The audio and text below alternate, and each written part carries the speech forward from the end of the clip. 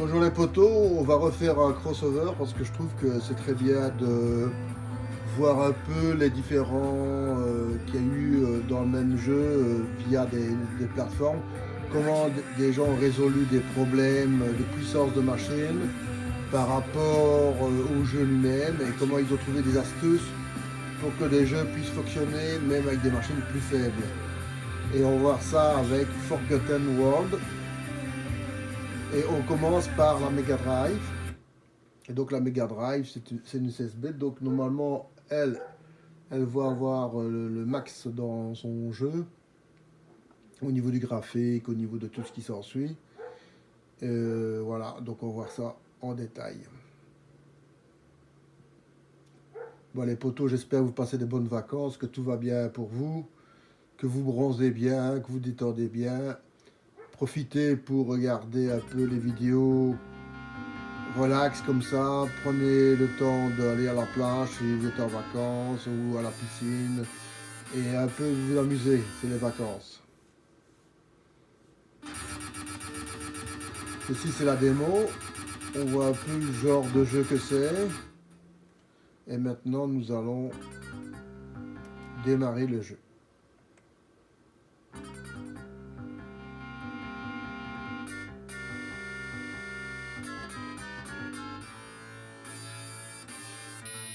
C'est une sorte de shoot mais au niveau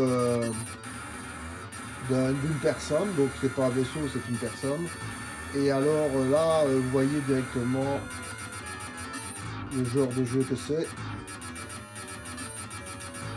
Mega Drive, il a de nouveau un super beau rendu. C'était une belle machine, hein, donc vous voyez là le jeu, il est super beau.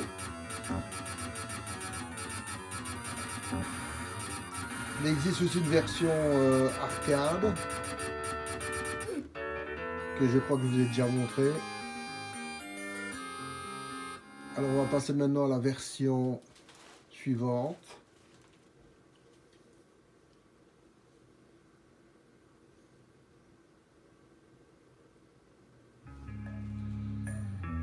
Qui est la version C64, donc Commodore 64.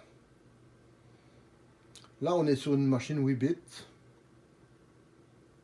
qui était au début de l'ère de l'informatique. Donc c'est le premier micro-ordinateur 8 bits qui a été super populaire, qui s'est vendu par millions. Donc c'est une machine qui a touché beaucoup de gens dans le monde entier. Hein. Donc c'est une machine assez populaire.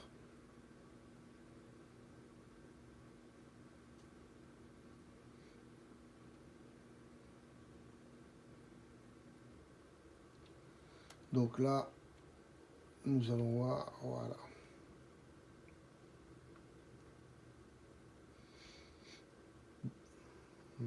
Yes, non. Voulez-vous une vie illimitée? Non. Clavier virtuel est quand même une belle chose. Hein.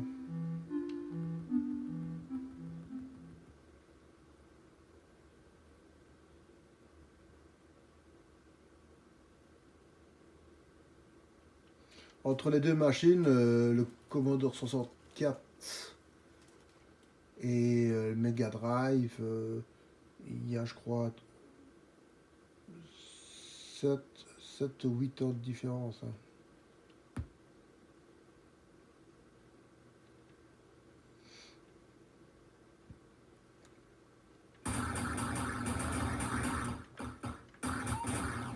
Et malgré ça, vous voyez le jeu, même si c'est du Commodore 64, ben, il respecte quand même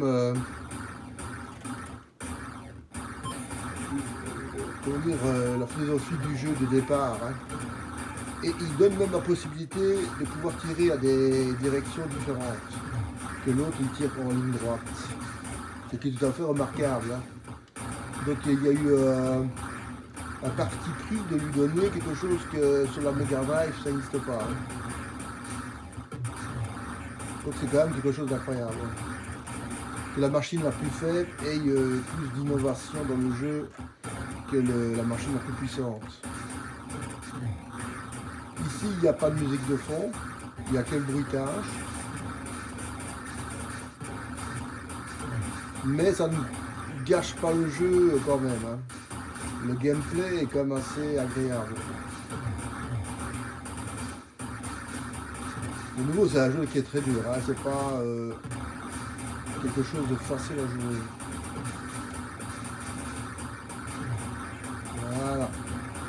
Donc là, on était sur la version Commodore 64. Et il n'y a pas eu de tricherie. On a respecté le thème du jeu. Comme par exemple sur Game Boy, on avait modifié le système pour que ça puisse fonctionner. Ici, ils ont gardé. Donc là, on est sur Master System.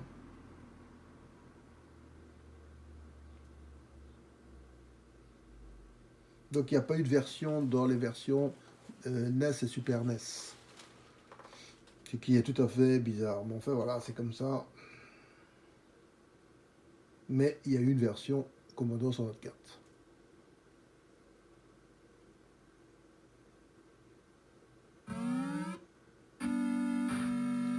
Ce jeu a été produit en 86.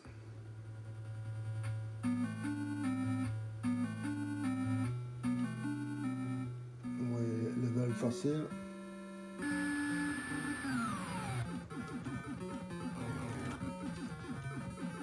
Ah, il y a même le tir automatique du fait que vous êtes en easy. Qui pour moi n'est pas nécessaire, mais enfin... c'est une chose qui n'était pas nécessaire pour jouer. Lui, il a comme le Commodore 64 la possibilité de varier son tir dans toutes les directions qu'on veut. Hein. Donc c'est quand même pas mal. Hein. Et on va regarder la dernière version.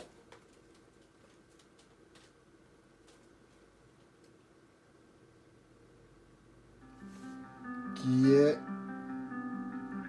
l'Amiga. Là de nouveau, l'Amiga, ça peut fonctionner ou ça ne peut pas fonctionner, on verra bien.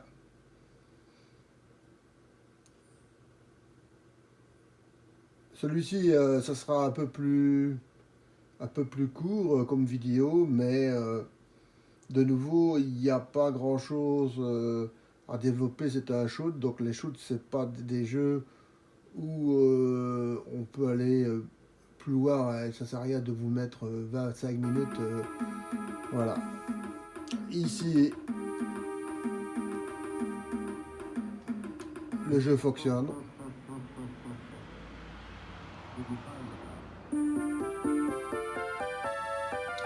Les bruitages de musique sont plus belles sur l'Amiga. Hein.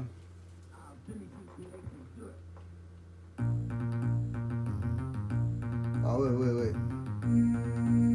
Vous sentez directement le jeu. Ici, le jeu est tout à fait différent au niveau de l'ambiance. Hein.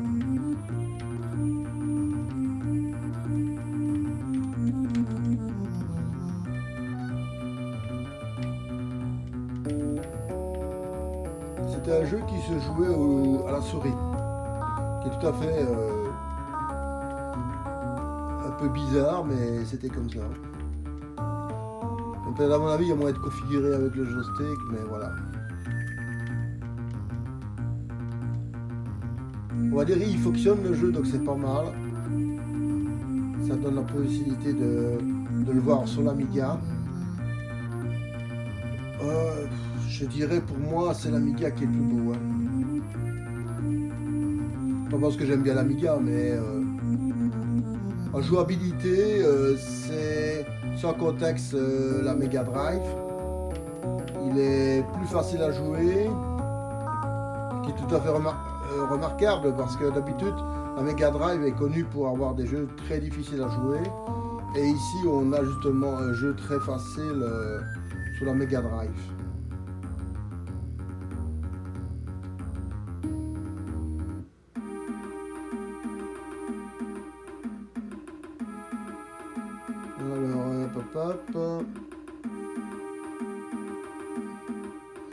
Donc il n'y a rien de spécial.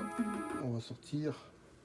Donc c'est quand même un jeu qui est sorti en 88. Donc c'est quand même un jeu qui est sorti plus ou moins à la même époque que celui, je crois, que de Mega Drive. Donc ce sont des jeux qui sont sortis sur la même plateforme presque en même temps, hein. Donc c'est tout à fait remarquable que l'Amiga puisse profiter d'un jeu comme celui-là sur sa machine, hein. Parce que l'Amiga était quand même très populaire aussi, donc on ne peut pas non plus penser que pour un et pas pour l'autre. Donc voilà, donc c'est normal qu'il y ait eu à l'époque aussi des reconversions de jeux. Et c'est une belle reconversion en plus, hein. Et alors je vais vous montrer. Pop, pop, je vais vous montrer les arcades. Donc c'est F. La version arcade. Comme ça, on voit un peu tout le travail qui a été fait derrière, hein. Donc, j'étais un peu trop loin. Voilà, je l'ai. Donc, il est ici. Voilà, ça c'est la version arcade. Qui est de 88. Donc, quand ils l'ont sorti en arcade, ils l'ont sorti aussi dans la même année pour la Mega Drive et pour l'Amiga. C'est tout à fait remarquable.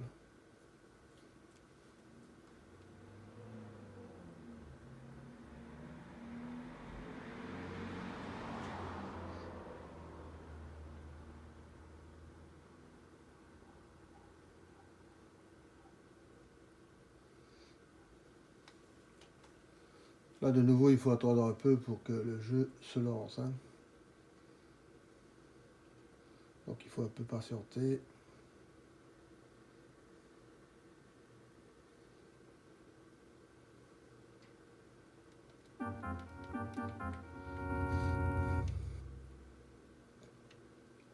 Voilà. Évidemment, sur la version arcade, vous avez plus de détails sur le jeu, hein.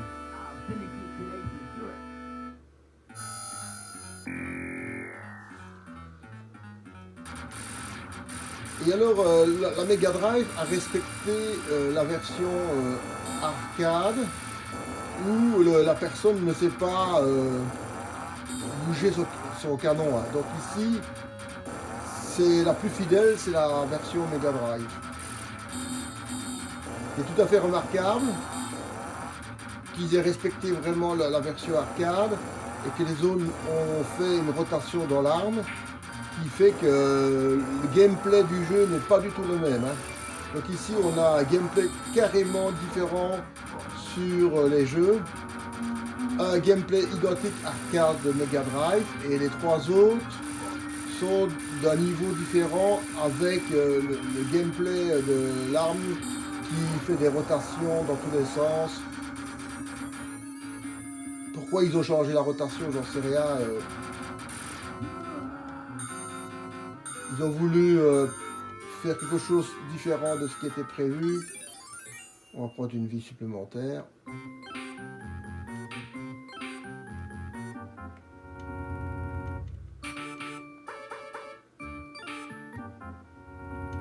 On savait acheter des kits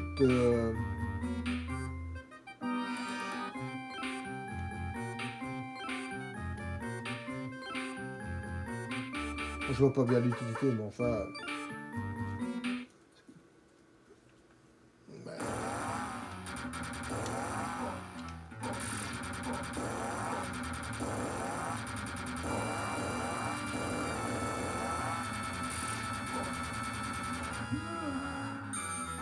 Évidemment, la version arcade, c'est la plus belle, hein.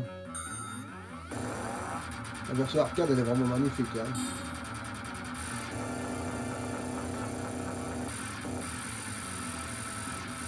Mais la version Mega Drive est celle qui se rapproche le plus de l'esprit de la version arcade, hein. Donc voilà, vous avez vraiment... ils ont même écrit Capcom à l'arrière-plan, là. ils ont été vraiment chercher les détails. Vous voyez, il y a Capcom, voilà, ici il y a Capcom pour montrer que c'est eux qui ont fait le jeu.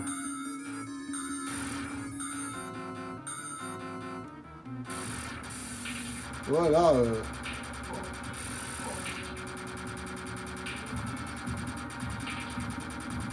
Là, il a le monstre en train de se construire. C'est tout à fait remarquable. Il n'y a pas de super bonus, il n'y a pas de super bombe. C'est vraiment coffrage brut. Hein.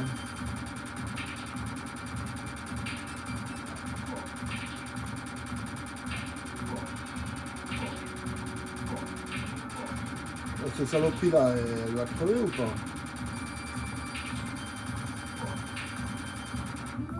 Voilà.